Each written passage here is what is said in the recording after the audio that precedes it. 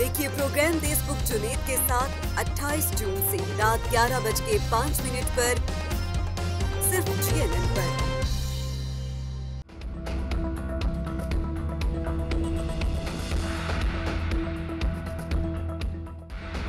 Civilian का फौजी अदालतों में ट्रायल रोकने के लिए हुक्म इम्तनाई की इस्तदा मुस्तरद। 9 मई के वाकयात के बाद गिरफ्तार अफराद की तफसीलात तलब। चीफ जस्टिस ने रिमार्क्स दिए, हर चीज का जवाब हुक्म इम्तनाई नहीं होता। उम्मीद है अभी किसी सिविलियन का फौजी ट्रायल शुरू नहीं हुआ होगा।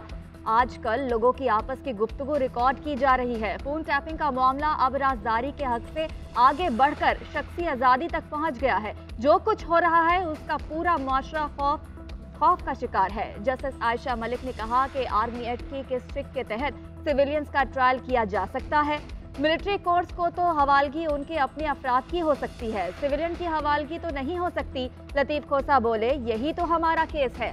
सिविलियन के ट्रायल फौजी अदालत नहीं कर सकती, केस इंसदाद दहशतगर्दी की अदालत में चल सकता है। जस्टिस मुनीब अख्तर ने इस्तफसार किया, ऑफिशियल सीक्रेट एक्ट के तहत केस ATC में चल सकता है। जस्टिस जाहिया अफरीदी ने रिमार्क्स दिए, आर्मी एक्ट की केस स्ट्रिक्ट के तहत ट्रायल किया जा रहा है, ये वाज़ेह नहीं। प्रैक्टिस एंड प्रोसीजर एक्ट के फैसले तक हर बेंच गैर कानूनी है। जस्टिस काजी फाइज ईसा नॉन-रुकनी बेंच से अलग हो गए।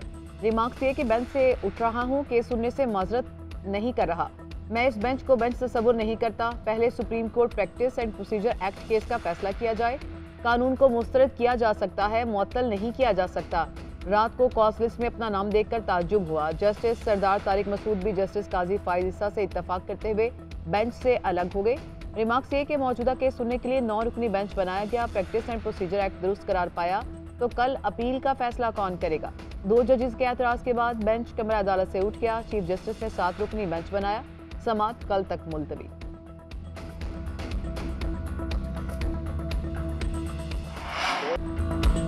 वफाकी वजीर खारजा आसिफ के अदलिया से गिले शिकवे। आप जा रहे हैं, कोई विरसा छोड़ जाएं ताकि लोग आपको अच्छे अल्फाज में याद करें। सियासी मकासद के लिए मुल्क की इज्जत और वकार को दाव पर ना लगाएं। कौमी असम्बली में इजहार ख्याल करते हुए कहा, पिछली हुकूमत में 24 से 25 लोगों को फौजी अदालतों से सजाएं हुई। मिलिट्री कोर्ट्स में सिविलियन के ट्रायल का मामला अदालत उज़्मा के पास ले जाया गया। जिन लोगों ने ये मामला उठाया है उनके सियासी मफादात हैं। जिन लोगों के खिलाफ मिलिट्री कोर्ट्स में ट्रायल्स हो रहे हैं उन जैसे जराइम हमारी तारीख में नहीं मिलते। रियासत ऐसे जराइम की मुतहम्मिल नहीं हो सकती। शहीदों की निशानियों के साथ क्या सलूक किया गया वो सबने देखा।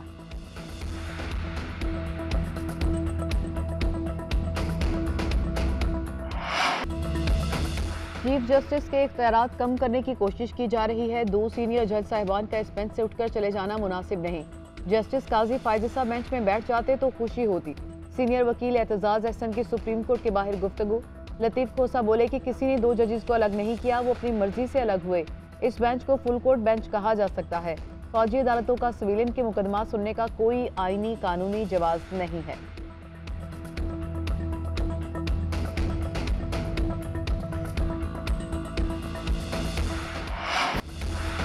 वज़ीर-ए-आज़म शहबाज शरीफ की IMF की मैनेजिंग डायरेक्टर से मुलाकात। IMF और पाकिस्तान के माबैन कर्ज मुआहदे पर तबादला ख्याल किया गया। वज़ीर-ए-आज़म ने माशी तरक्की और इस्तेहकाम के लिए मुल्क की जानिब से उठाए गए इक़दामात से आगाह किया। शहबाज शरीफ ने कहा, उम्मीद है IMF पाकिस्तान के लिए जल्द फंड्स जारी कर देगा। वज़ीर-ए-आज़म शहबाज शरीफ की सऊदी अरब के वज़ीर-ए-आज़म और वली-ए-अहद शहजादा मोहम्मद बिन सलमान से मुलाकात। शहजादा मोहम्मद बिन सलमान का पाकिस्तान की हुकूमत और अवाम के लिए खैर सगाली के जज्बात का इजहार। दोनों रहनुमाओं ने 2 तरफा ताउन के फरोग के लिए इश्तराक अमल मजीद बढ़ाने पर इत्तफाक किया। वज़ीर-ए-आज़म शहबाज शरीफ की मिस्र के सदर अब्दुल फातह अल सैसी से मुलाकात। दोनों कायदीन का 2 तरफा ताल्लुकात के फरोग का 80 अरब रुपए सलाम तासरीन की बहाली के लिए खर्च किए गए। मजीद 12 अरब रुपए की मंजूरी दी गई। सलाम तासरीन की बहाली के लिए 100 अरब रुपए चाहिए थे। सिंध के सलाम तासरीन की बहाली के लिए 50 अरब रुपए में 25 अरब वफाक देगा। सैलाब से 30 अरब डॉलर का नुकसान हुआ। वज़ीर खजाना इसहाक डार का कौमी असम्बली में इजहार ख्याल। कहा, शाजिया मरी गुर्बत के खात्मे के लिए बहुत बेहतर काम कर रही हैं। मुस्तहिक खवातीन की मदद हुकूमत की अव्वलीन तरजीह है।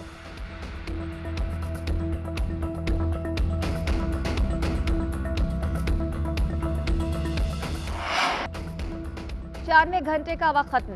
लापता आबदोज के मुसाफिरों के बचने की उम्मीद दम तोड़ने लगी। सबको मुआवजे का इंतजार। समंदर में नई आवाजें आने के बाद कोस्ट गार्ड्स ने रेस्क्यू ऑपरेशन का मकाम तब्दील कर दिया।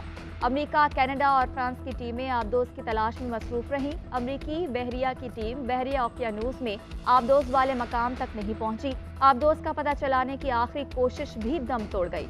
अमेरिकी आबदोज भी सिर्फ 2000 फीट नीचे जा सकती है। अमेरिकी आबदोज गहराई तक उतरने और दबाव को बर्दाश्त करने के काबिल नहीं।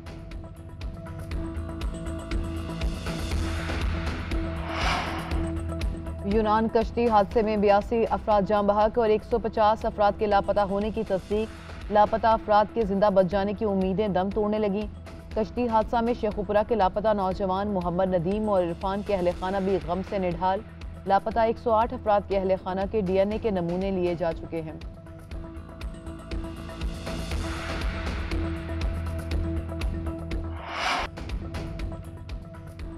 आज़ाद कश्मीर पुलिस ने मीरपुर से मजीद 2 इंसानी स्मगलर्स को गिरफ्तार कर लिया। DIG डॉक्टर खालिद महमूद चौहान के मुताबिक दोनों मुल्जिमान ने 4 करीबी रिश्तेदारों से पैसे लेकर गैर कानूनी तरीके से उन्हें बैरून मुल्क भेजा।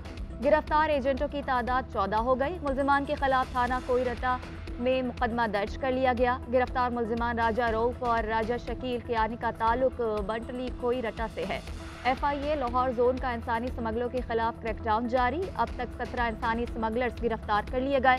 कश्ती हादसे में मुलव्वस इंसानी स्मगलरों के खिलाफ 54 मुकदमा दर्ज कर लिए गए। इंसानी स्मगलरों के खिलाफ मुकदमात FIA लाहौर, गुजरावाला और गुजरात में दर्ज किए गए। Anti human trafficking circle Lahore ने 5, गुजरात सर्कल ने 18 और गुजरावाला सर्कल ने 31 मुकदमा दर्ज किए। नैब ने चेयरमैन PTI को तोशाखाना केस में कल तलब कर लिया। केस से मुतालिक रिकॉर्ड साथ लाने की हिदायत। बुशरा बीबी तलबी के बावजूद नैब में पेश नहीं हुई। साबिक वज़ीर आला पंजाब चौधरी परवेज इलाही के खिलाफ तहकीकात का दायरा मजीद वसी। नैब ने स्टेट बैंक से परवेज इलाही समेत 9 अहम शख्सियात के बैंक रिकॉर्ड तलब कर लिए। 23 जून तक क्रेडिट और डेबिट कार्ड्स के जरिए होने वाली तरसीलात का रिकॉर्ड भी मांगा गया। उधर आमदन से ज़ायद सासाजात केस में उस्मान बुज़ार नैब में पेश नहीं हुए। अदालत ने आज सुबह 11 बजे तलब किया था।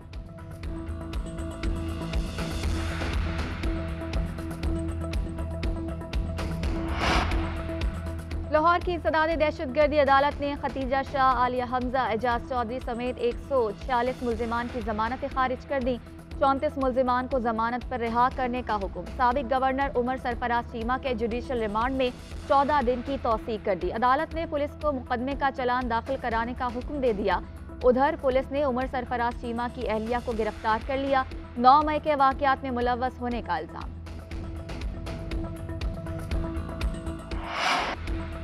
इस्लामाबाद हाई कोर्ट ने शाह महमूद कुरैशी और असद उमर को कल तक पेश होने की मोहलत दे दी। जमानतों की दरख्वास्त की समाअत मुलतवी कर दी गई। वकील अली बुखारी ने कहा कि दोनों रहनुमा हाई कोर्ट में पेश होने के लिए सुबह 7:30 बजे आए। पुलिस ने दोनों को हाई कोर्ट के अंदर दाखिल होने से रोक दिया। दरवाजे बंद होने पर दोनों रहनुमा वापस लौट गए। उधर पेशावर हाई कोर्ट ने शाह महमूद कुरैशी, असद कैसर की 1 दिन की अबूरी जमानत मंजूर कर ली। मुतालिका अदालत में पेश होने का हुक्म। शाह महमूद कुरैशी का कहना है कि इंसाफ का झंडा अब भी हाथ में है। वक्त साबित करेगा कि कौन कहां खड़ा है। PTI एक हकीकत है, एक नजरिया है जिसे पख्तूनख्वा ने सबसे पहले कबूल किया, पूरे पाकिस्तान ने कबूल कर लिया।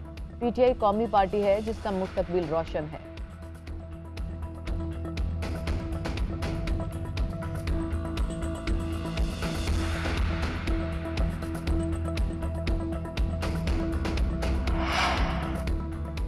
तहरीक इंसाफ की एक और विकेट गिर गई। गुलाम सरवर खान का PTI से अलहदगी का ऐलान। कहा, शोहदा की उन यादगारों पर हमले की भरपूर मजम्मत करता हूँ। जो कुछ हुआ बुरा हुआ। तहरीक इंसाफ से अलहदगी का ऐलान करता हूँ। कौमी तनसीबात पर हमला करने वालों को करार वाकई सजा देनी चाहिए।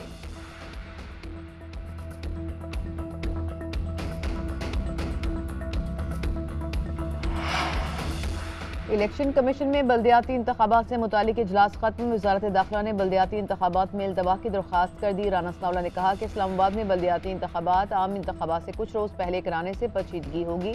9 मई के जत्थे के इलेक्शन के नताइज मानने या ना मानने से कोई फर्क नहीं पड़ता। तहरीक इंसाफ ने मुल्क में तबाही की और नफरत फैलाई। मेरी ख्वाहिश है कि असम्बली मुद्दत पूरी करके ख़त्म होनी चाहिए। वज़ीर आज़म फैसला करेंगे कि असम्बली तहलील करना है या नहीं।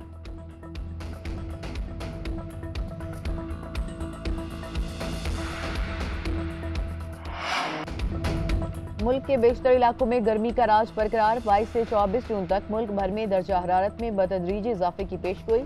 महकमा मौसमियात के मुताबिक मुल्क के बेशतर इलाकों में आज मौसम शदीद गर्म और मरतूब रहेगा। मुल्क के मैदानी इलाकों में दोपहर के बाद गर्द आलूद हवाएं और झक्कड़ चलने का इम्कान। इस्लामाबाद में मौसम शदीद गर्म और मरतूब रहेगा। मरी, गिलियात और गिरदोनवाह में भी आज मौसम खुश्क रहेगा। आज़ाद कश्मीर में चंद मकामात पर तेज़ हवाओं और गरज चमक के साथ बारिश का इम्कान। कराची के मुख्तलिफ इलाकों में बूंदाबांदी। फेडरल बी एरिया, गुलशन हदीद और दीगर इलाकों में हल्की बारिश रिकॉर्ड की गई।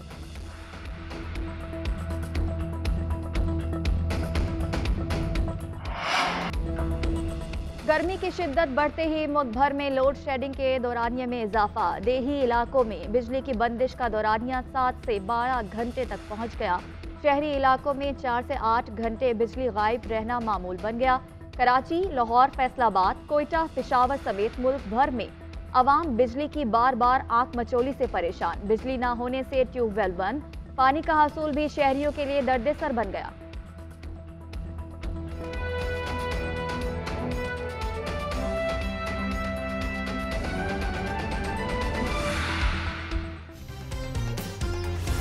देखिए प्रोग्राम देशबुक जुनेद के साथ 28 जून से रात 11:05 पर सिर्फ GNN